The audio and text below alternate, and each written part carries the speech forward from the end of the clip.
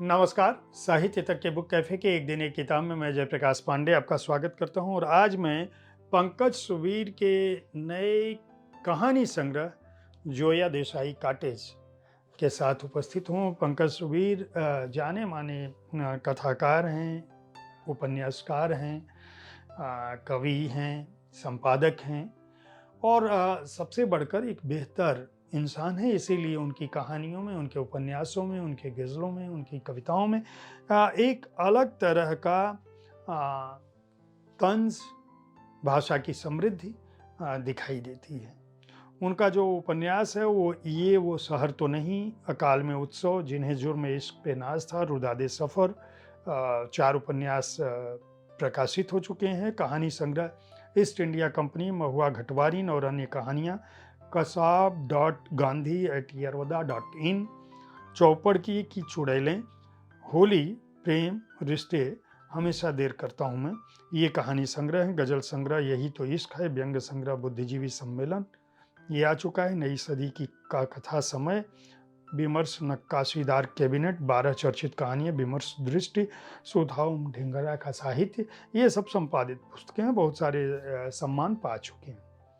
Zoya Desai cottage में कुल 11 कहानियां पंकज सुबीर की शामिल हैं, जिनका नाम है स्थगित समय, गुफा के वे फलाने आदमी। स्थगित समय, गुफा के वे फलाने आदमी, ये पहली कहानी का नाम है। ढोड़ चले जाए हैं काहू के संगय, ये दूसरी कहानी है। डायरी में नीलकुसुम, तीसरी। खजुराहो चौथी, जाल फेंक रे मछेरे पांचवी। जोया देसाई कॉटेज छठी। जूली और कालू की प्रेम कथा में गोबर, राम स्वरूप अकेला नहीं जाएगा, उजियारी काकी हंस रही हैं, नोटा जान, हराम का अंडा, ये कुल 11 कहानियां। इन कहानियों में हर तरह की संवेदना, हर तरह का राग और समाज का वह बिंब शामिल है जो हमारे आसपास तो घटता है, हर तरह के चरित्रों में दिखता है, लेकिन जिस पर हमारा ध्यान नहीं जाता। पंकज सुबीर की कहानियों के मर्म को समझने के लिए आपको इस संग्रह को खरीद कर पढ़ना होगा। 11 कहानियों का तेवर अलग अलग है, उनका वितान अलग है।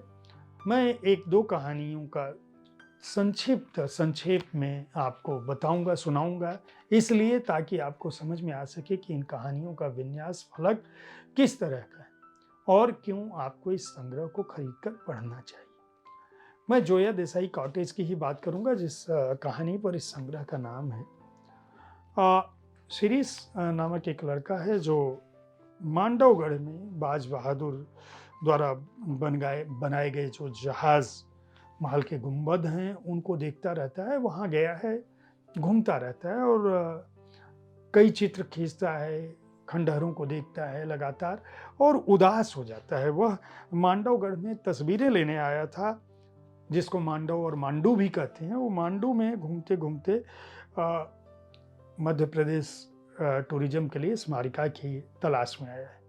गली गली घूमता है, खंडहरों को देखता है, महलों को देखता है, कमरों को देखता है, उनके शिल्प को देखता है। वह जहाँ रुका होता है वह एक छोटा सा रिसॉर्ट होता है बाहर कहीं, और उस रिसॉर्ट में जहाँ जिस कमरे में ये रुका है, जिस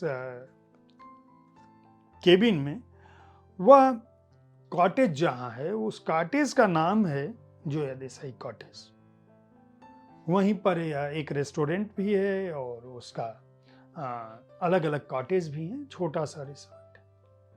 वह बार बार सोचता है कि यहाँ अलग अलग नाम है रेस्टोरेंट में, जितने भी कॉटेज हैं, हिंडोला कॉटेज है, नीलकंठ है, चंपा बावड़ी है, जहाजमहल कॉटेज है, सब कॉटेज का नाम स्थानीयता का पुट है। आखिर ऐसा क्या है जिसमें एक कॉटेज ऐसा है जिसका नाम है जोया देसाई कॉटेज। वहाँ पे जो लोग होते हैं वह उनसे पूछता है, जो काम करने वाले कर्मचारी हैं वो उत्तर नहीं दे पाते हैं। वो कहते हैं हमारा मालिक आएगा तो बताएगा, शायद मालिक को पता हो। वह रानी रूप महल की फोटोग्राफी करके जब लौटता है तो जो बाज बहादुर की प्रेमिका है, इस कहानी में उनका भी जिक्र है कि बाज बहादुर किस तरह से प्रेम करते हैं रानी रूपमती को और क्या वजह थी, कैसे वो चले जाते हैं और रूपमती को छोड़कर जब हमला होता है तो उनके किले पर, और बाद में 6 साल बाद मरते हैं। या यही सब सोचता रहता है कि ये कौन-सा समय है, कैसे लोग थे जो अपनी प्रेमिका को छोड़कर भाग जाते हैं, वो 6 साल कैसे बीते होंगे। रानी रूपमती और उसके बाज बहादुर के छोड़कर जाने के बाद वो आत्महत्या कर लेती है। ये सब सोचता रहता है, अचानक उसको उस कॉटेज का मालिक आ जाता है और उससे उसने पूछा कि वो पूछता है कि आप मुझे पूछ रहे थे? वो जवाब देता है कि हाँ, मैं पूछ रहा था तुम्हें, इसलिए क्योंकि मैं जानना चाहता हूँ कि इस कॉटेज का नाम जोया देसाई कॉटेज क्यों है? उस लड़के के चेहरे पर एक सघन उदासी आ जाती है और उसके बाद वह बताना शुरू करता है कि कुछ साल पहले, कुछ वर्ष पहले एक अमेरिकन टूरिस्ट जो है वह अचानक आती है, गाड़ी रुकती है, वह खाना खाने के लिए रुकती है और रानी रूपमती कॉटेज उस समय उसका नाम होता है, उसको देखकर वह कहती है कि मैं इसी कॉटेज में रुकूंगी, सामान उतरवा लेती है। उसकी आंखों में बहुत उदासी है, वह घूमने जाती है 1 दिन 2 दिन। जो होटल का मालिक है, इस कॉटेज का मालिक रिसॉर्ट का, उसके पास बहुत गरीबी वाली स्थितियाँ थी। उसके पिता का देहांत हो चुका था। कई बार वह रात में खाना खुद सर्व करता है, कई बार वह मैनेजर भी बनता है, कई बार बावर्ची भी बनता है, कई बार वेटर भी बनता है।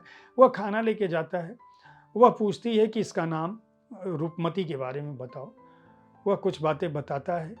इसी दौरान उन वो कहती है मालिक कौन है? वो बताता है कि मैं ही मालिक हूँ। अगले दिन वो 2 खाना मँगाती है, उसकी आँखों में एक कशिश। ये दोनों साथ घूमते हैं और प्यार में आ जाते हैं। प्यार में आ जाते हैं, वो अपने पति को छोड़ के आई होती है जो बाहर जयपुर, जोधपुर की घूम रहा होता है और यह मांडू में घूमती है और ठीक हफ्ते भर का जो इनका संसर्ग था, 4 दिन 4 रातें जो रहते हैं, उसमें इस लड़के की पूरी ज़िंदगी बदल जाती है, उम्र में वो बड़ी होती है।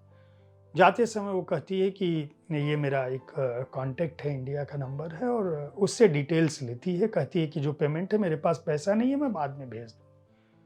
और जब वो चली जाती है तो 2 दिन बाद इसके अकाउंट में उतना पैसा आता है जो उसके कॉटेज के ऊपर जो कर्ज है उससे लगभग दोगुना।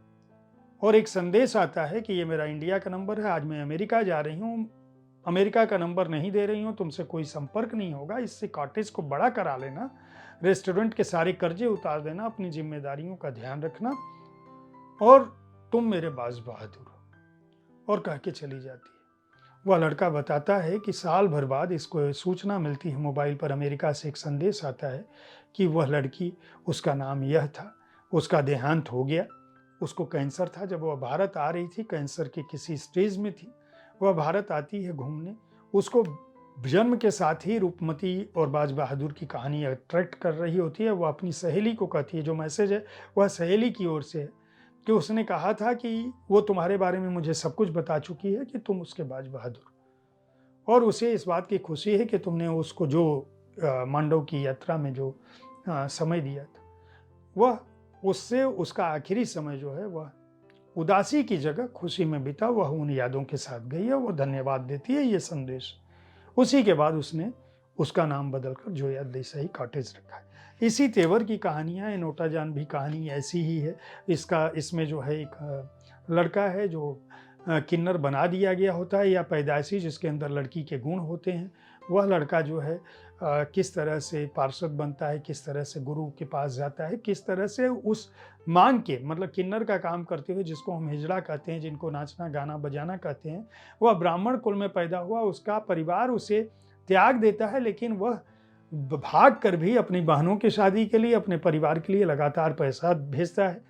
उसका घर बन चुका है, वो बुर्का पहनकर अपने माता पिता से मिलता है, बहनों से मिलने की इच्छा करता है, लेकिन बहनों की ओर बहनें पैसा तो लेती हैं लेकिन उसके प्रति कोई प्यार नहीं जताती। वो लड़का जो किन्नर है वह कहता है कि हमारी समाज में वक़्त नोटा जान की है। हमसे लोग उम्मीद करते हैं कि हम सद्भावना दें, शुभकामना दें, लेकिन हमारा परिवार भी हमको स्वीकार नहीं करता। इसी तरह की संवेदना पर टिकी हुई कहानियाँ हैं। अगर आप अच्छी कहानियों को पढ़ना चाहते हैं तो पंकज सुबीर के इस संग्रह को खरीद कर पढ़ सकते हैं। शिवना पब्लिकेशंस ने, प्रकाशन ने इस पुस्तक को प्रकाशित किया है। शिवना प्रकाशन की ओर से 11 कहानियों के इस संग्रह का मूल्य 300 रुपये है। पेपरबैक संस्करण है, 226 पृष्ठ हैं। उम्मीद है साहित्य तक का यह एपिसोड आपको पसंद आया होगा। इस कार्यक्रम में आप किस तरह की पुस्तकों की चर्चा चाहते हैं उसके बारे में अपनी राय से हमें ज़रूर अवगत कराएं। हमारी कोशिश होती है कि विविध विधाओं की पुस्तकों के साथ आपके पास मैं हर दिन पहुंचूं, ताकि आपको अपनी पसंद की पुस्तक चुनने में आसानी हो। कल ठीक इसी समय ऐसी ही किसी एक कृति के साथ फिर मिलूंगा। देखते रहिए साहित्य तक। धन्यवाद।